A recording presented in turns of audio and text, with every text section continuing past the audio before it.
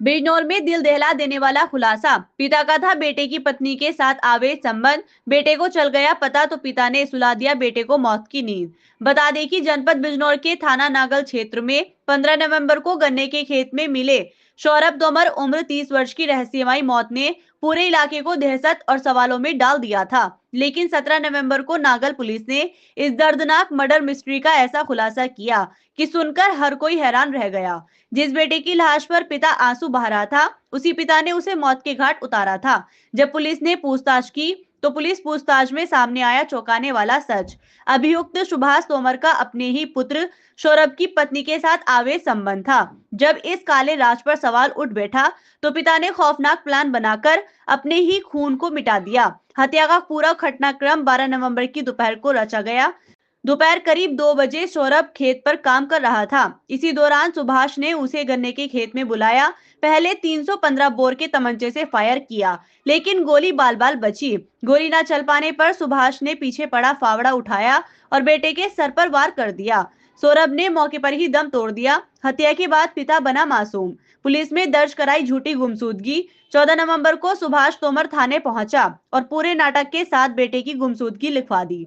15 नवंबर को वही व्यक्ति रोते बिलखते यह सूचना दे रहा था कि सौरभ का शव खेत में पड़ा है और शायद जंगली जानवर ने हमला किया है। लेकिन सुभाष का ये ड्रामा ज्यादा देर नहीं चला। नागल पुलिस ने तकनीकी जांच बयान और घटना स्थल के आधार पर सुभाष तोमर पर शक गहरा किया और दबिश देकर उसे गिरफ्तार कर लिया। पूछताछ में वे टूट गया और अपना अपराध स्वीकार किया। दिनांक 15 नवंबर 2025 को थाना नागल के ग्राम तिसोतरा के जंगल में सौरभ तोमर नामक एक व्यक्ति की डेड बॉडी मिलने की सूचना प्राप्त हुई थी। सूचना प्राप्त होने पर स्थानीय पुलिस बल द्वारा तत्काल मौके पर पहुंचकर मृतक व्यक्ति की डेड बॉडी को पोस्टमार्टम के लिए मोर्चरी भिजवा दिया गया था।